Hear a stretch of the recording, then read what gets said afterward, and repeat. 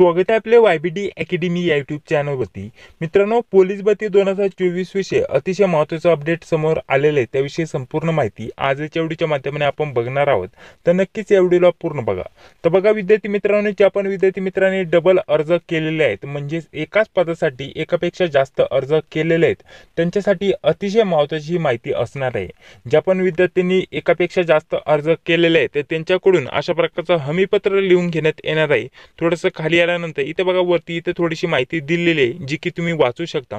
आणि थोडंसं खाली आल्यानंतर इथे बघा अशा प्रकारचं इथं हमीपत्र लिहून घेण्यात येणार आहे।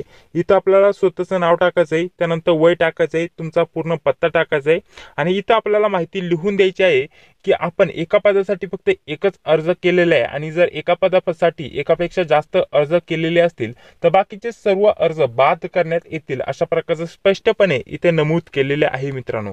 आणि थोडंसं खाली आल्यानंतर इथे बघा आपल्याला इथं सही आणि आपलं स्वतःचं नाव टाकायचं आहे, संपूर्ण नाव इथं अशा प्रकारची माहिती दिलेली आहे आणि त्यासोबत इथं आधार क्रमांक इथे टाकायचा आहे। तर बघा मित्रांनो, यावर्षी जर म्हटलं तर एकापेक्षा जास्त ज्या पण विद्यार्थ्यांनी अर्ज केलेले असतील त्यांचे सर्व अर्ज रद्द करण्यात येणार आहे, अशा प्रकारचं या हमीपत्रामध्ये स्पष्टपणे म्हटलेलं आहे, जे की तुम्ही स्क्रीनवरती बघू शकता। नाहीतर हे जे हमीपत्र आहे ऑफिशियल वेबसाईटवरतून तुम्ही डाउनलोड करू शकता आणि जे हे हमीपत्र तुम्हाला दिसत आहे हे तुम्हाला ग्राउंडला जायच्या वेळेस सोबत घेऊन जायचे आहे।